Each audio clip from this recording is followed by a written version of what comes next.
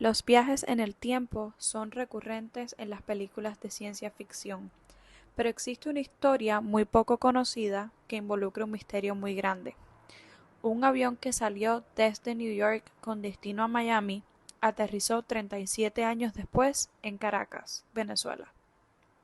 El viaje, que tenía que durar 3 horas, nunca llegó a su destino. Fue en junio de 1955 que el vuelo 914 de Pan Am despegó desde el aeropuerto John F. Kennedy con destino a Miami, con 57 pasajeros y 4 tripulantes a bordo. El avión no tuvo problemas y, con un buen clima en el aire, tenía pactado llegar a su destino en aproximadamente 3 horas. Todo marchaba relativamente bien, pero al rato la señal de la aeronave desapareció. Parecía un accidente aéreo más, y lo lógico fue pensar que se había estrellado en algún lugar del océano Atlántico. Las autoridades de Estados Unidos buscaron durante meses los restos o algún rastro del avión sin tener suerte. Las familias de las 61 personas a bordo fueron notificadas de la peor noticia y recibieron una compensación económica de parte de la aerolínea, según el medio Daily Dot. Pero en septiembre de 1992, un controlador de tráfico aéreo de Venezuela, llamado Juan de la Corte, se percató de que había aparecido en el radar un avión de la nada. El hombre pensaba que se trataba de un error. Al rato vio la aeronave desde cerca y, a medida que iba haciéndose más visible, se percató de que era un McDonnell Douglas DS-4 con hélices. Todo parecía muy raro, ya que era un sistema de vuelo muy viejo. Pensaron que se trataba de un error del capitán y de inmediato la torre de control liberó la pista para que el avión aterrizara. Según esta versión, Juan de la Corte, quien recibió la señal de contacto, la aceptó y escuchó al piloto a bordo. ¿Dónde estamos?, le preguntó. Somos el vuelo 914 de Pan American Airways, de New York a Miami, con una tripulación de 4 y 57 pasajeros, le dijo.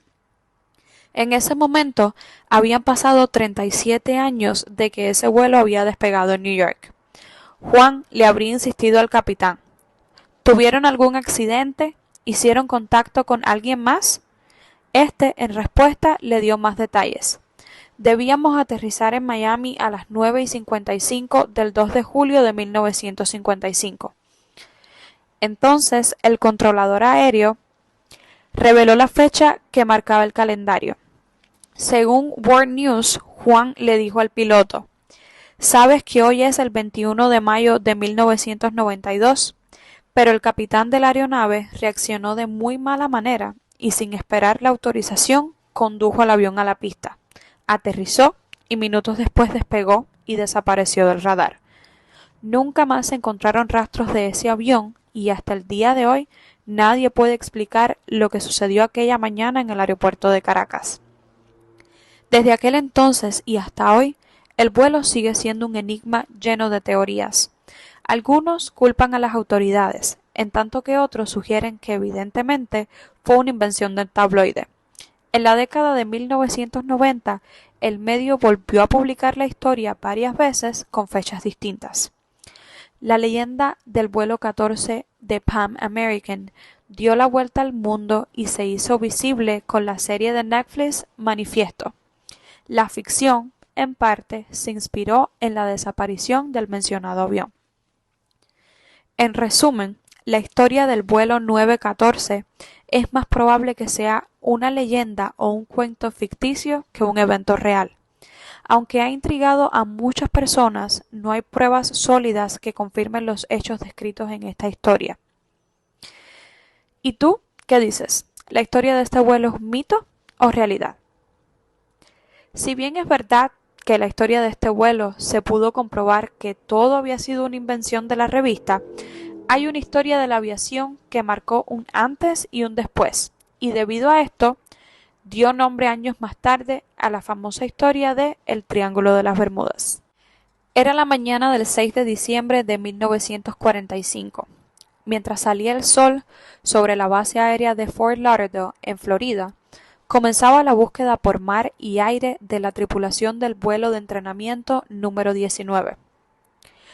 Buscamos en todas las islas durante semanas, pero no encontramos restos de nada, le explica a la BBC el teniente David White, que en aquel entonces era instructor de vuelo de la nave. Las condiciones climáticas eran las normales, no había razón que justificara lo sucedido. Se trataba de un ejercicio habitual, debían volar 60 millas hacia el este, hacer un vuelo bajo y bombardear los restos de un barco hundido. Esa primera parte del ejercicio parece que fue de acuerdo a lo planeado. Después, debían hacer una práctica de navegación, debían volar aún más hacia el este, 75 millas aproximadamente, luego hacia el norte y finalmente de regreso a casa, a Fort Lauderdale. Fue entonces que aparentemente comenzaron los problemas. Al acabar el bombardeo, el instructor llamó diciendo: «Mis brújulas no funcionan», relata White. Divisó una isla y aseguró saber «ya sé dónde se encontraba». Él pensó que estaba en los Cayos, pero luego determinamos que en realidad era el norte de las Bahamas. A cargo del vuelo estuvo Charles Taylor. Era un piloto experimentado, pero no trabajaba frecuentemente en Fort Lauderdale y no conocía bien el área. Por ese error inicial, en lugar de guiar a la patrulla de regreso, los llevó hacia el Océano Atlántico. A uno de los alumnos se le escuchó decir: «Vamos hacia el oeste hasta alcanzar la costa», rememora White. Pero cambiaron la dirección y fueron al noreste. Por un momento no hubo contacto de radio. Cuando lo hubo, para sorpresa del operador, el líder del vuelo le entregó el comando a uno de los pilotos, y cuando éste se volvió a comunicar con la torre 20 minutos después, se lo escuchó confundido. «No sabemos dónde estamos. No podemos distinguir nada. Creemos estar alrededor de 255 millas al noroeste de la base», se escuchó decir aquella mañana. Minutos después, dijo: «El agua tiene mucho oleaje. Estamos completamente perdidos». David White cree que el vuelo 19 acabó en el agua sobre las 7 de la tarde a unas 150 millas de donde debían estar. Para ese momento estaba oscuro y se formaba una tormenta. Si aterrizas en el agua con olas de 8 o 10 pies, el avión se destruye, como contra un muro de ladrillos, opina White. Lo que creo que sucedió es que aterrizó, se quebró y probablemente nadie pudo salir. Si alguno lo hizo, no debe haber durado mucho en la tormenta. Y había más por venir.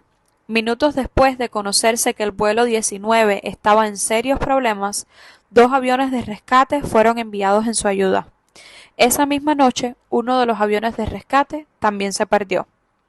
Días después, cientos de aviones y barcos rastrillaron los mares también en busca del avión PBM, pero como el vuelo 19, no se encontró nada. El misterio continuó. En 1964, casi 20 años después de la primera desaparición, una revista acuñó la frase «Triángulo de las Bermudas» para esa gran área del mar ubicada entre la costa de Florida, Bermuda y Puerto Rico. Quienes creen en la leyenda aseguran que muchos más barcos y aviones han desaparecido